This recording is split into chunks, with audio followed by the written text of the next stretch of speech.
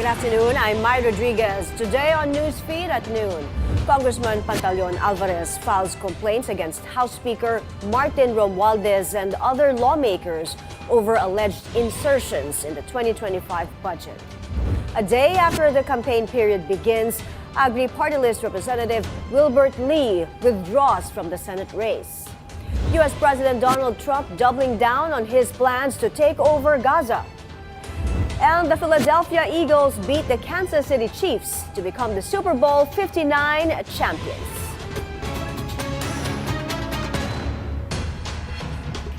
Thanks for joining us. Agri Party List Representative Wilbert Lee withdraws from the 2025 Senate race a day before the campaign period begins. Our correspondent Hannah T now joins us for more on this story. Hannah, go ahead. Mai, we are now awaiting the official withdrawal of Agri Party List Representative Wilbert Lee from the 2025 Senate race. Lee announced his decision to withdraw in a press conference earlier this morning and cited logistical challenges and insufficient campaign machinery to reach voters nationwide. His withdrawal comes just a day before the official campaign period for senators and party list groups begins. Lee becomes the third senatorial candidate to withdraw from the 2025 midterm polls following the decisions of former Ilocos Sur Governor Chavit Singson and internet personality Francis Leo Marcos.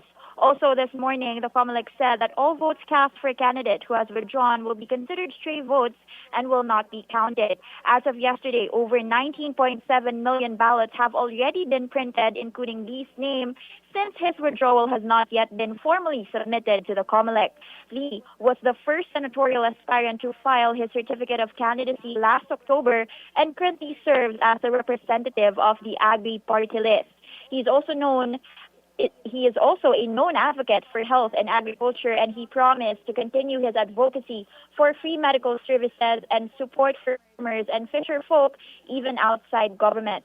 When asked about his future plans, he said he will return to his role as a representative and study his options for endorsing other candidates. But he mentioned his party mate, Doc Willie Ong, who shares his health advocacies, as a possible Senate candidate he might support. Back to you, Mai. Thank you, Hannah T, for that update. It's all hands on deck for the Philippine National Police in their goal of ensuring safe and peaceful elections. Police Chief General Romel Marbil vows violators of election policies will face the full force of the law. Marbil assured the public the PNP will remain impartial and proactive in preventing any form of political violence. The PNP recently launched a 100-day security plan aimed at addressing potential threats, dismantling private armed groups, and maintaining order during the election period. Key measures under the plan include intensified operations against loose firearms and wanted criminals, and round-the-clock checkpoints and patrols in high-risk areas. The Commission on Elections also warning candidates they may be disqualified for not using environment-friendly materials. In an interview on Bilyonaryo News Channel's It's a Beautiful Day, COMELEC spokesperson John Rex Laudianco says over 100 tons of garbage accumulate during the election period or campaign period, and it is now high time to make candidates accountable. Laudianco also urges the public to report to the poll body all violators and the infractions they have committed so they can immediately act on it. He stresses information provided will be treated as confidential. Maituturing po ang mga materials po na mga illegal campaign materials po. No? At pagkaalam nyo naman po, pagka illegal ang campaign materials, maaring magdulot po ito ng disqualification ng ating mga kandidato. Alam nyo po kasi sa una rin pagkakataon, ini-encourage po ang lahat ng mga kandidato na mag-reuse, mag-recycle at mag-reduce po ng ating mga waste sa ating mga pangangampanya. As to the 6 million ballots wasted after the Supreme Court ordered the inclusion of some candidates in the printing of ballots, the COMELEC assures the public these will all go through the right process of recycling.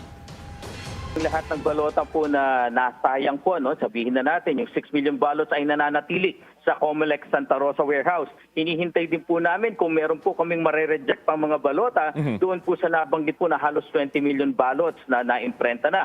At pagkatapos po niyan, ipunin namin, Bago po yan lumabas ng warehouse ay sisirain po namin yan. Isi-shred namin kahit papano and then pipinturahan pa po yan. Pa-i-sprayan ng water-soluble paint para makasigurong hindi magagamit ang anumang parte ng balota. Pagkatapos po, idadalhin po ito sa isang recycling plant kung saan sa harap po nating lahat tutunawin po ang papel para po ito ay magamit muli. Wala na pong matitirang security feature, wala na pong matitira pang ibang sensitibong impormasyon sa mga balota na yan.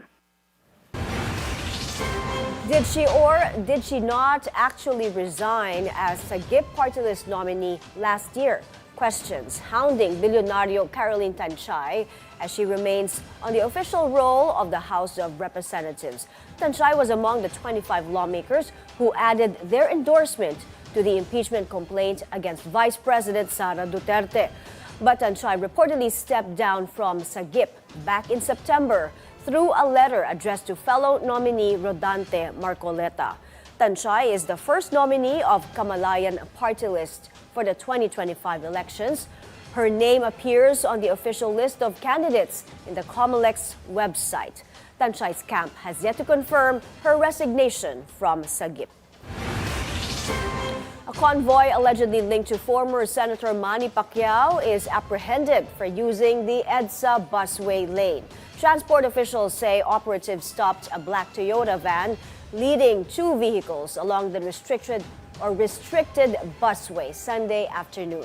The van was also using unauthorized blinkers and sirens. The driver claimed to be part of the security detail of former Senator Pacquiao. When a traffic official stepped back for proper ticketing, the convoy immediately fled the scene. But the van later returned to accept citations for disregarding traffic signs and illegal use of blinkers. A further investigation into the incident is underway. Drivers could soon pay to drive along EDSA as officials consider a proposed congestion charge. But as our mobility correspondent G. Baroga tells us, the policy is facing major backlash.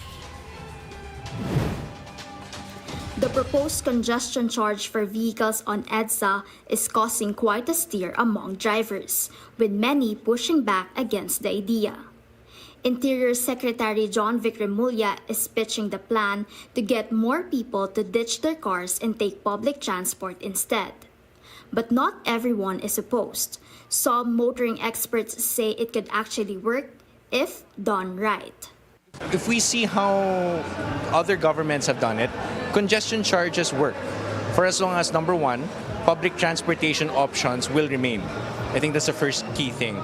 Second is that if they're going to charge private vehicles on EDSA, it has to be done correctly. I think it's better to limit it to certain business districts rather than EDSA itself. And tsaka the problem with congestion charges, it may be expensive for one part of the population, but it may be, a small fee for the more affluent users of cars. With car sales expected to rise this year, Rosas notes that there's little effort to reduce the number of vehicles on the road. There's no encouragement for carpooling, and there's no limits currently placed on how many cars a family can own, which syempre when you have two cars you can pretty much override the number coding system. So balewala siya. Senator Grace Poe recently suggested that the best way to get people out of their cars is to ensure public transport is smooth and reliable. And Ang agrees. The moment your public transportation system is very good, people don't tend to use their vehicles. They tend to take public transportation and then they have their private vehicles that they can use when they go out of town. So I can imagine a scenario like that very similar here in the Philippines if the government is able to implement it correctly. The MMDA has also acknowledged that rolling out the congestion charge without better transport options could be a tough sell. The agency also warned of heavier traffic on EDSA throughout the year due to repairs that will start next month. Another hot topic is the removal of the EDSA busway to add an extra lane for cars. The Transport Department and the MMDA have conflicting opinions on this, but the former already said the dedicated bus lane will stay. And experts agree. It's been working for years now. Pag ibinalik natin yan sa dati, maraming possibilities like road rage again, and reckless drivers. So magiging magulo po ang EDSA ulit. With the EDSA busway kasi, we've seen that mas controlled ng flow. Pati yung pag-dispatch ng buses is more controlled. And for that, I think the government should actually look into that first. I think mas malaking advantage in keeping the bus lane than removing it. From congestion charge to the fate of the busway and the two-wheel lane, all these ideas are part of a broader traffic management plan recently discussed with President Bongbong Marcos.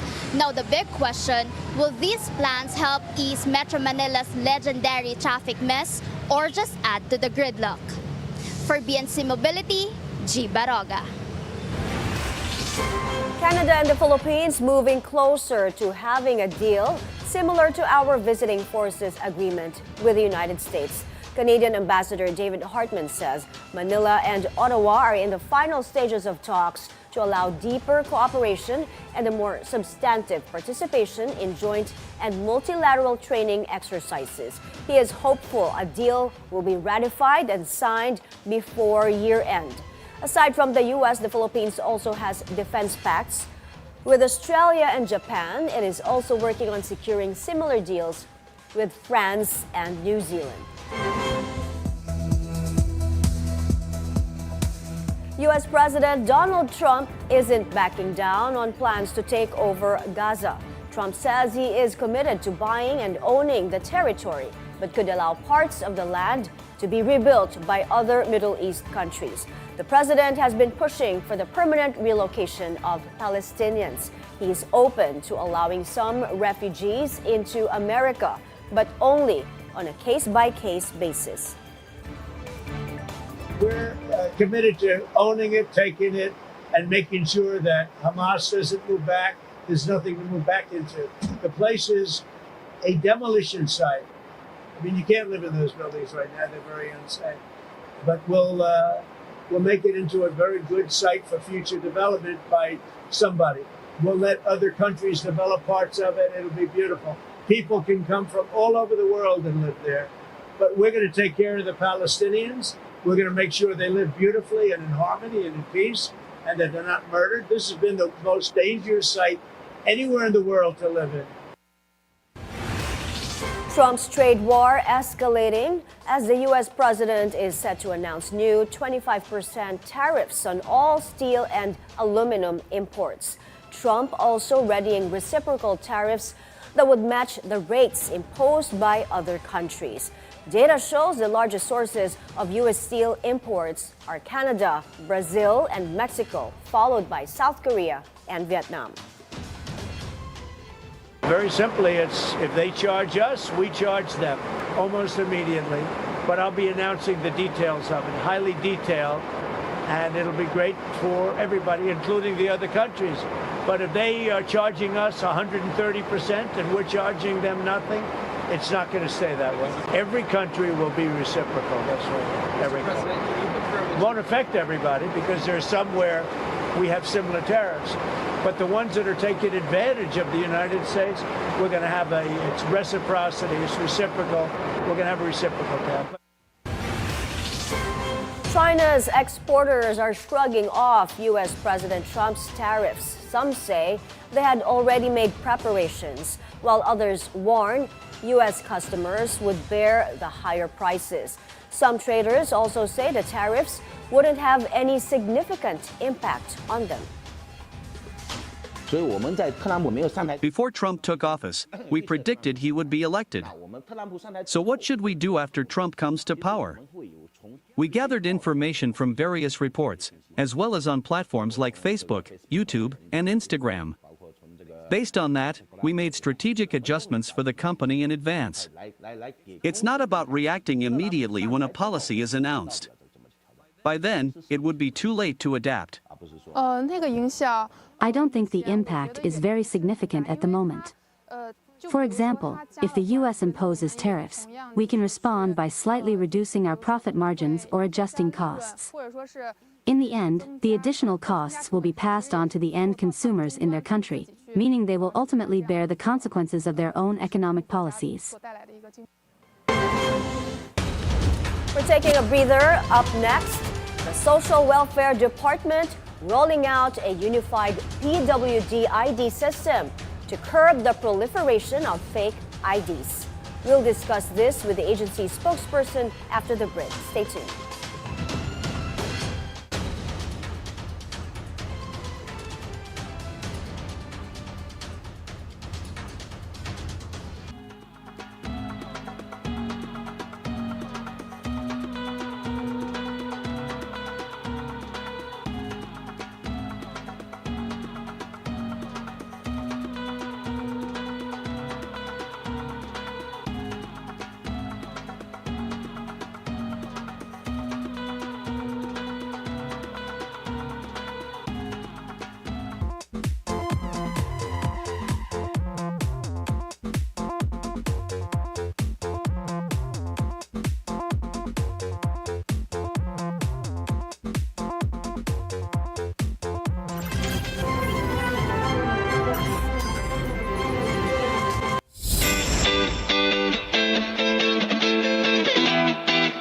Hi there mga kalorkada and welcome to Galore sa Pantalan.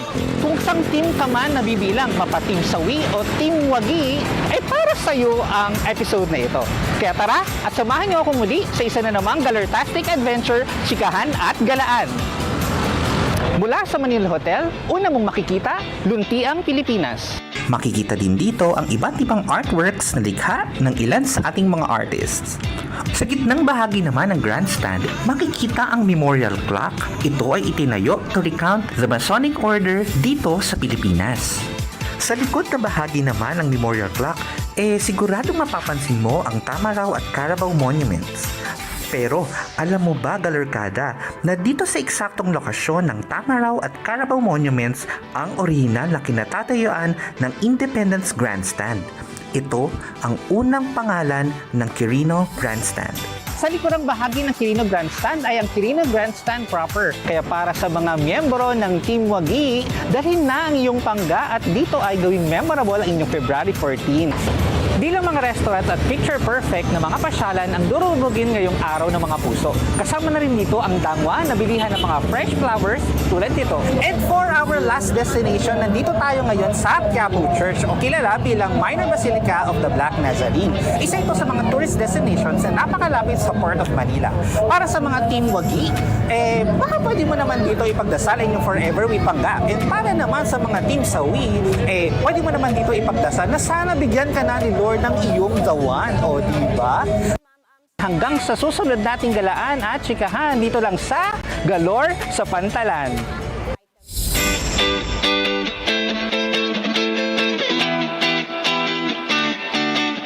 Hello, I'm Rain Musngi. Catch up with us on Newsfeed Business. Facts on global trends. At the very moment, the clock is quickly ticking down to meet critical political priorities. Keeping you updated on business news whenever, wherever. It's a dagger at the heart of the average American family. It is just outrageous. Newsfeed Business with Rain Musngi. Thanks for making us your daily source of financial insights. Keep it here on BNC.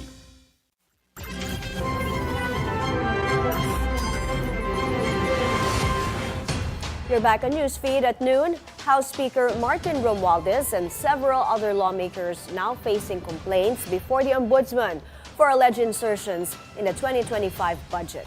Abante Radyo's Just Ignacio now joins us on the line for details. Just go ahead. My Davao del Norte Representative Pantaleon Alvarez has filed charges against House Speaker Martin Romualdez and other lawmakers at the Office of the Ombudsman. According to Alvarez, the cases they filed with the Ombudsman include falsification of legislative documents and violation of Section 3A of Republic Act 3019, also known as the Anti-Graft and Corrupt Practices Act. This is in connection with alleged insertions in the 2025 national budget. The insertion supposedly amounted to over 240 billion pesos. Lawyer Ferdinand Topacio said they filed 12 counts of falsification as the supposed blank spaces in the approved bicameral conference committee report were allegedly filled in 12 times. Earlier, Alvarez said former House Appropriations Committee Chairman Zaldi Ko, House Majority Leader Manix Delipe, and Congresswoman Stella Kimbo, and several others are charged. Mai, back to you. Thank you, Just Ignacio of Abante Radio.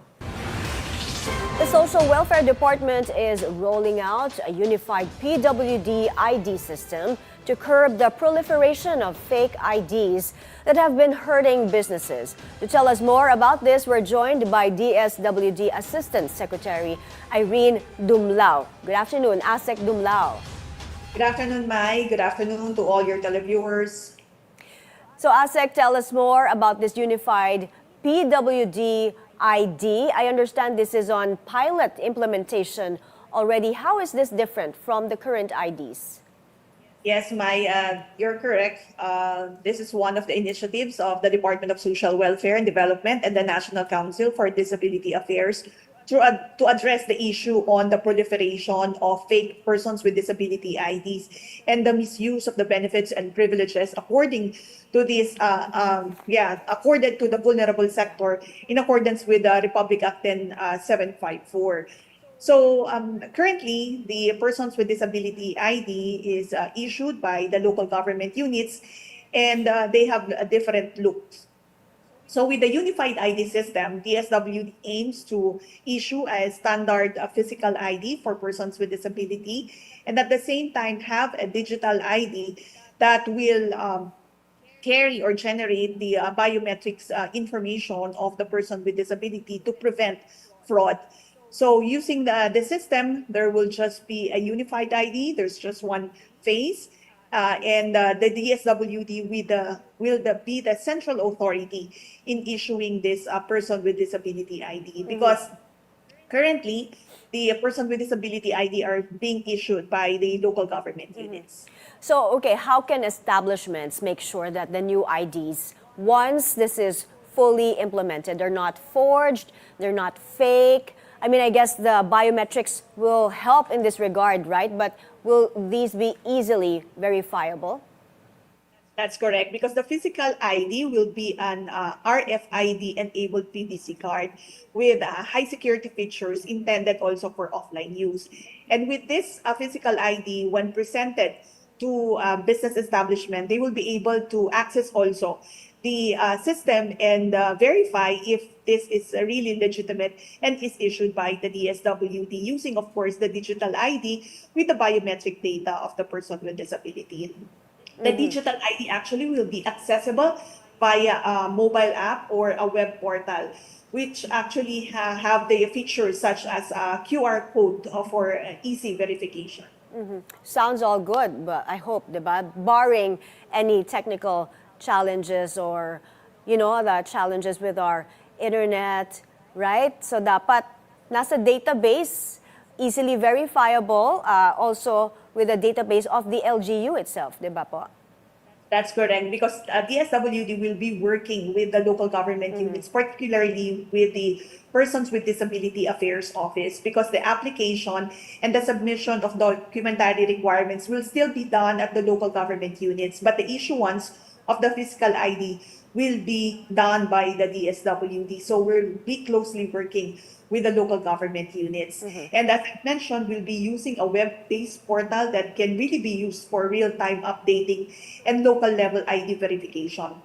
And DSWD has worked or coordinated also with other relevant government agencies like the DICT and the NTC to ensure that the information of the persons with disability will be safeguarded.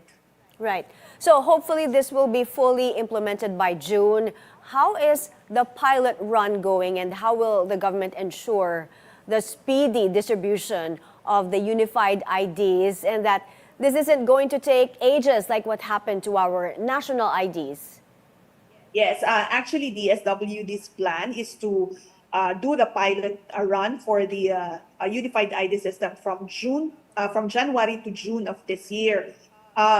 Just a few weeks back, we've completed the terms of reference that will be used by the DSWD to enable us procure the system.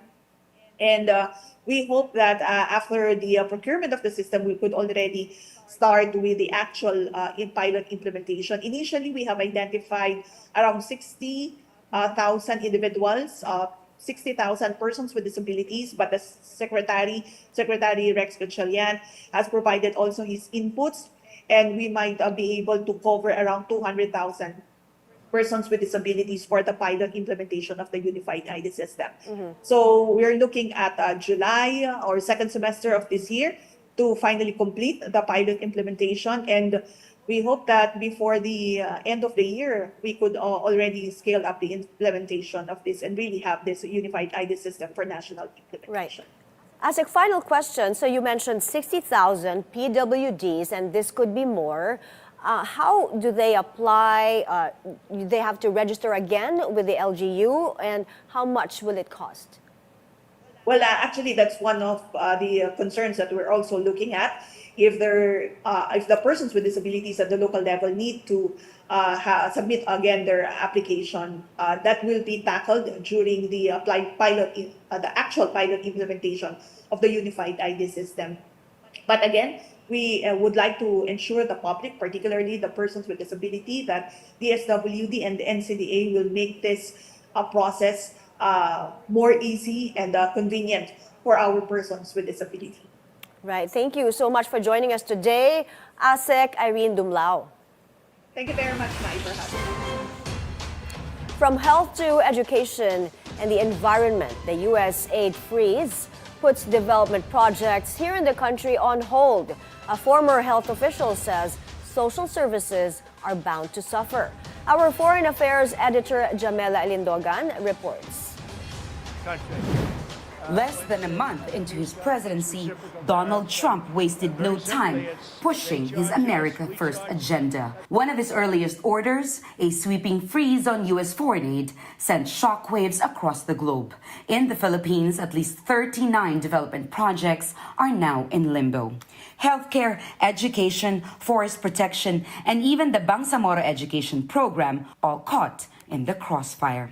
In an effort to soften the blow, newly appointed U.S. Secretary of State Marco Rubio has stepped in as acting administrator of the embattled United States Agency for International Development, or USAID.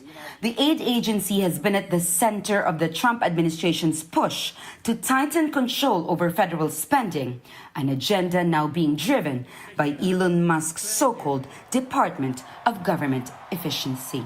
But it has not quieted the uncertainty.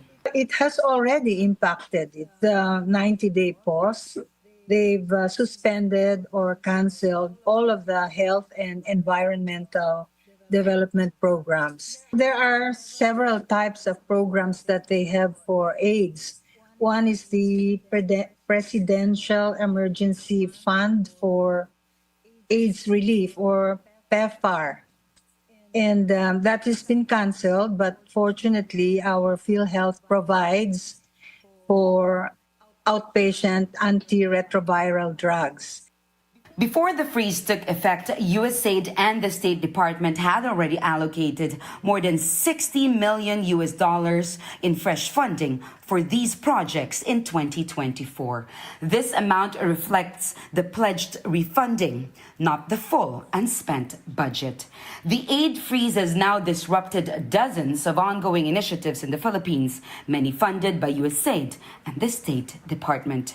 Of the 39 projects still active, 14 were scheduled to conclude this year, while 25 were meant to continue through to 2029. Since 1961, USAID has channeled over $5 billion into the Philippines, supporting efforts to boost clean energy, fortify climate defenses, and stimulate economic projects. It has also funded peace initiatives in Mindanao, working to bring stability to a region long marked by unrest. And as part of his America First policy, Trump has also started a trade war with tariffs imposed on goods from other countries. This may also impact the Philippines' health sector. Health and social services, particularly health, because we depend a lot on imported equipments and medicines. We don't have our own basic industries as far as drugs are concerned, as far as equipments are concerned. And if they stop providing us or increase the tariff to those things, then that is going to impact on the welfare of Filipinos. So I guess that's something we need to do. We need to be able to produce our own vaccines. We need to be able to produce the equipments in the critical care units. We need to be able to produce the medicines that will prevent people from getting into the critical care units. Foreign aid isn't the backbone of the Philippine economy, but it's a lifeline when it matters most. From education to infrastructure, health, and military upgrade, backing from key allies often fills critical gaps. Manila, of course, is opting for self-reliance. Still, support from the international community helps shape geopolitical and development strategy. Jamela Alindogan for Insight, PNC.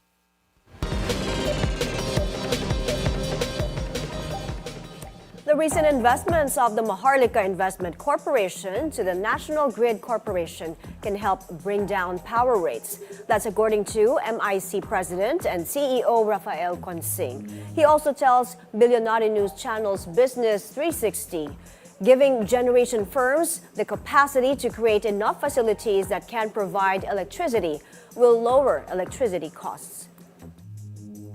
If you look at the study undertaken by the DOE, which they released about 4 or 5 months ago on the benefits of electrification, and I've said this in previous interviews, providing electricity to a poor family, for example, for 0 to 8 hours, raises their propensity to expend and to generate income by about 15%. If you raise it from 8 to 16 hours, it rises by about a third. And if you raise it from 16 to 24 hours, that rises by about 50%. So it tells you that power precedes progress.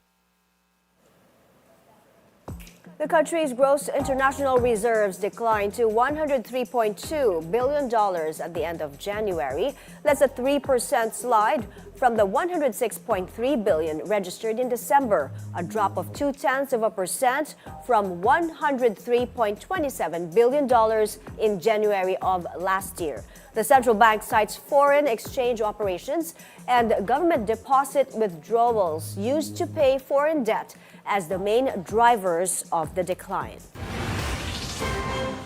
The Asian Development Bank plans to approve new loans for the Philippines to fund transport, infrastructure, and social sector projects. The total amount has yet to be finalized, but ADB Country Director Pavid Ramachandran asserts they remain committed to supporting the Marcos administration's Build Better More agenda. He also says one of the key loans under consideration is an additional package for the 873 billion peso North-South Commuter Railway. The project, which is among the administration's 16 flagship infrastructure projects, is a 147-kilometer railway that will connect Clark Airport to Calamba, Laguna.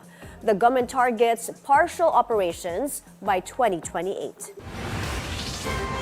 A lawmaker resists pending proposals before the government's Mines and Geosciences Bureau to declare more mining sites in Antique. Senator Loren Legarda stresses mining activities will only disrupt livelihoods, destroy natural habitats, and risk the cultural legacy that residents have preserved for generations. The Bilyonaryo Consunji family Semirara Mining and Power Corporation, the country's largest coal producer, currently operates in the Semirara Island in Caluya, Antique. A new artificial intelligence studio in Makati is expected to be a game changer in the market and help greatly improve the services of businesses. Sujin Kim tells us about it in this report. The AI revolution in the Philippines is gaining momentum. From Accenture's generative AI studio launched in 2024 to the Analytics, Computing, and Complex Systems Laboratory of Aboitiz and the Asian Institute of Management in 2018 to another game changer entering the market. Asanyan unveiled a cutting-edge AI studio in Makati City, a major leap for businesses and professionals looking to drive automation and data-powered innovation. The AI studio serves as a high-tech development hub, a space where AI-powered products and services can be tested and refined. It enables businesses to design AI-driven tools that slash operational costs through machine learning. It expands your budget without increasing your dollars. You can actually do way more with $1 now than you could before. The focus will move away from cost into the revenue impact and the value that we can deliver for the customers, which definitely means more top line for the company. With the power to boost productivity by up to 50%, this technology is poised to upgrade industries like customer service, marketing, IT services, and IT BPM. Will generate close to about a $500 million economic impact for the Philippines over the next 3 years. Software is becoming more and more important into every experience and every business workflow, and applying AI into the delivery and management and the design of those software products, that's where we're seeing a lot of growth. AI developers are urging businesses to embrace this cutting-edge AI studio, a game changer that can supercharge operational efficiency and drive the future of business. Sujin Kim, Bilyonaryo News Channel. Still to come, U.S. President Donald Trump officially renaming the Gulf of Mexico to Gulf of America. That and more when Newsfeed at Noon returns.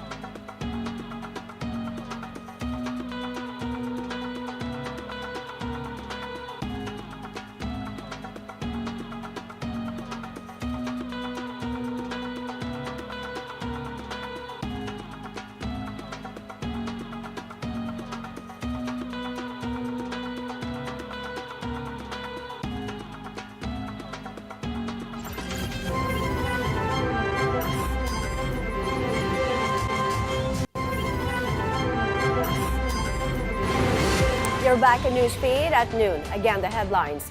Congressman Pantaleon Alvarez files complaints against House Speaker Martin Romualdez and other lawmakers over alleged insertions in the 2025 budget. A day after the campaign period begins, Agri-Party List Representative Wilbert Lee withdraws from the Senate race. U.S. President Donald Trump doubling down on his plans to take over Gaza. And the Philadelphia Eagles beat the Kansas City Chiefs to become the Super Bowl 59 champions. Let's get an update on what the weather is going to be like this week. Joining us now is Pag-asa weather specialist Alzar Aurelio.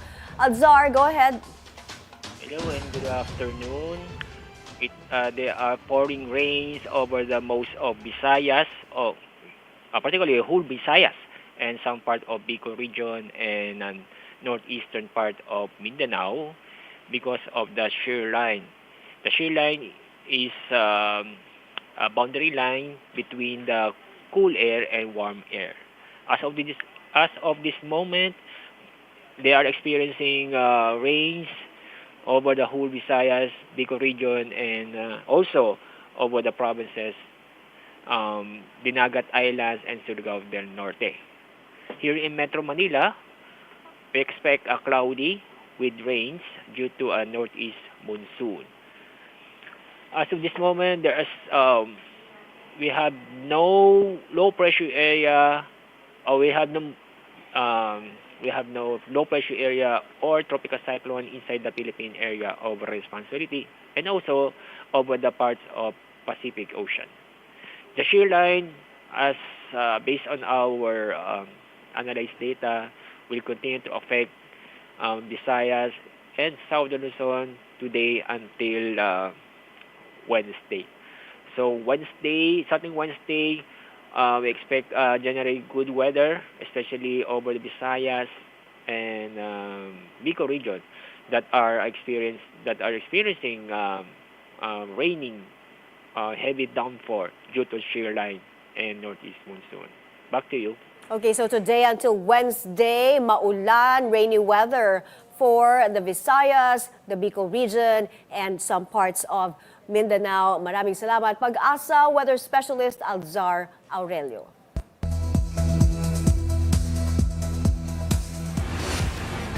U.S. President Donald Trump is expecting billionaire Elon Musk to find billions of dollars of waste at the Pentagon. In December 2024, then-President Joe Biden signed a bill authorizing $895 billion in defense spending for the fiscal year ending September 30 this year. Trump says an audit will be led by Musk, who has been tasked by the president to slash the size of the U.S. federal workforce. If it's kickbacks or what's going on, but the people, look, I ran on this, and the people want me to find it. And I've had a great help with Elon Musk, who's been terrific. Bottom line, you say you trust him. Trust Elon? Oh, he's not gaining anything. In fact, I wonder how he can devote the time to it. He's so into it. But I told him to do that. Then I'm going to tell him very soon, like maybe in 24 hours, to go check the Department of Education. He's going to find the same thing. Then I'm going to go to the military. Let's check the military. We're going to find billions, hundreds of billions of dollars of fraud and abuse. And, you know, the people elected me on that. U.S. President Trump declares February 9 as the Gulf of America Day. He signed the declaration aboard Air Force One as he flew over the area known to history as the Gulf of Mexico. The Trump administration's Interior Department said last month it had officially changed the name of the Gulf of Mexico to the Gulf of America, as well as the Alaskan peak Denali to Mount McKinley. And we're flying right over it right now. So we thought this would be appropriate. Even bigger than the Super Bowl. This is a big thing. And almost everybody now has assented to that. Attention on board. Ladies and gentlemen, if you could please direct your attention out the right side of the aircraft.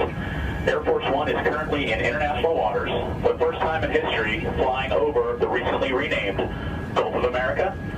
Please enjoy the flight, and we are now about to head westbound to Super Bowl 59. Wow, he did that well. That's a big...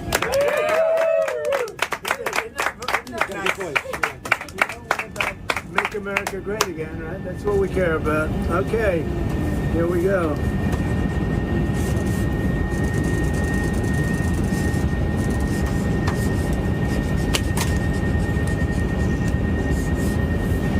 So this is a famous pen now. Over to Iran, where a long-delayed snowfall finally arrives. Residents in Tehran celebrated the first cold snap of the year at Parvaz Park. Many were concerned about the late snowfall, fearing it could signal a dry year ahead, potentially leading to drought. Weather officials say temperatures could drop further, but locals are still worried that it might not be enough to replenish water reserves. Up ahead, the Philadelphia Eagles dominate the Kansas City Chiefs to become this year's Super Bowl champions. The details after the break. This is Newsfeed at noon.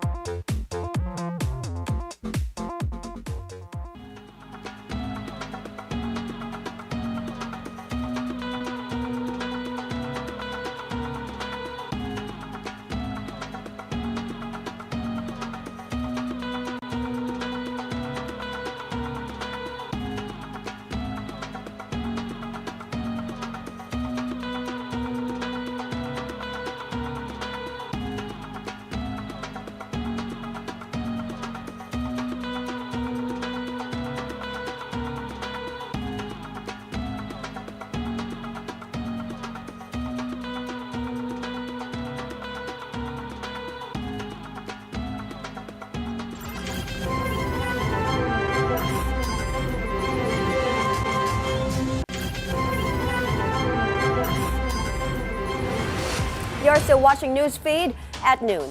The Philadelphia Eagles are this year's Super Bowl champions after dominating the Kansas City Chiefs 40-22. The Eagles' defense tormented Patrick Mahomes. Quarterback Jalen Hurts also powered the Eagles with his offense, scoring 3 touchdowns. In the crowd, Donald Trump made history as the first sitting U.S. president to attend a Super Bowl. Childless cat lady Taylor Swift was also in attendance for her beau, Travis Kelce. In the NBA, looks like it's back to the drawing board for the Los Angeles Lakers in their quest for a reliable big man. Reports say the Lakers nixed its trade with the Charlotte Hornets for Mark Williams. The Hornets were said to have failed to satisfy a condition of the trade, with a 23-year-old center apparently failing a physical exam. Williams was expected to fill in the void left by Anthony Davis, who's now with the Dallas Mavericks. The trade would have seen promising rookie Dalton Knecht move to Buzz City, along with Cam Reddish and a couple of first-round picks.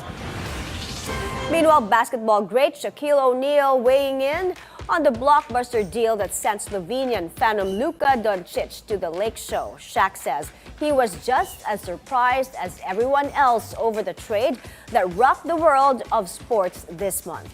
For the Hall of Famer/TV analyst, the 25-year-old superstar is a great addition to the purple and gold. Doncic has yet to play a game since Christmas Day as he is recovering from a left calf strain. I mean, that's what happens when you're a great player, you're a young player or something. I don't want to use the word tragic, but something como estás, amigo? Something unexpected happens. I've never seen a 25-year-old traded like that. He's not even in his prime yet, but it happens. And I think the Lakers did a great job of definitely securing their future. And before we go, the Armed Forces of the Philippines embarks on a new and stylish mission to help soldiers and their families. The full story from Monique Tuzon. I'm here at the Bio-AFP collaboration event called Weave for Peace. So this is where they upcycle military uniforms, the old ones, and turn them into these beautiful pieces that I'm wearing. As you can see, I'm wearing the pants, the shirt, and these beautiful earrings. So come with me as we explore the event and see the beautiful pieces they've created together.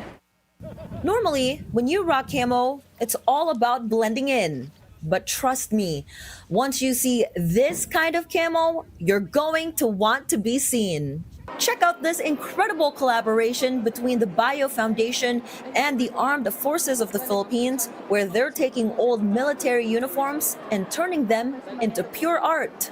Say hello to the Bio Foundation. They're teaming up with the AFP to give those tired old uniforms a whole new life and helping military families while they're at it. Everything is really rooted on sustainability. And then when I found out about the problem of the military, about their uniforms and how they really discard them, I felt like there is such a big responsibility for us to share like a program. Anna and her squad had a genius idea. Why not take those old uniforms, rip them apart, and turn them into something beautiful and sustainable? Each year, soldiers get fresh uniforms, and the old ones just get tossed into piles. But instead of just throwing them away, they get reimagined into threads, then woven into clothes, accessories, and more. Every piece is really well taken care of. You know, we don't see it as waste. We see it as a resource and an opportunity to uplift communities. And here's the best part. This project isn't just about being eco-friendly. It's about giving military families a chance to thrive. They're teaching the women and dependents to weave these fabrics into high-quality, one-of-a-kind products. So it's really something very, very positive. So I really look forward to bringing this project not just in one hub, but really making it grow so that a lot of our military families can benefit.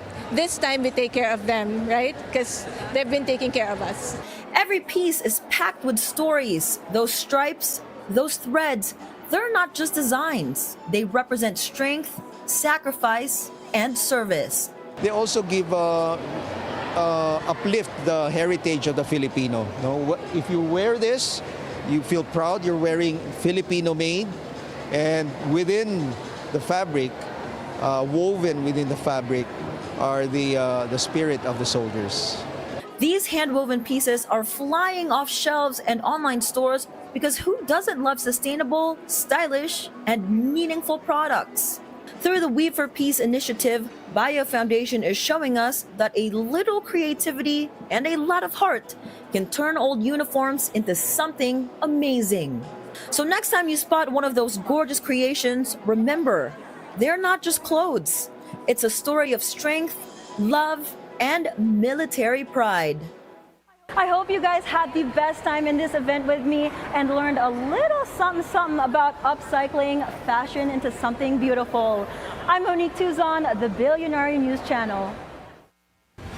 Such a worthwhile cause. And those are the news this hour. I'm Mai Rodriguez. Keep it here on the Bilyonaryo News Channel. Good afternoon.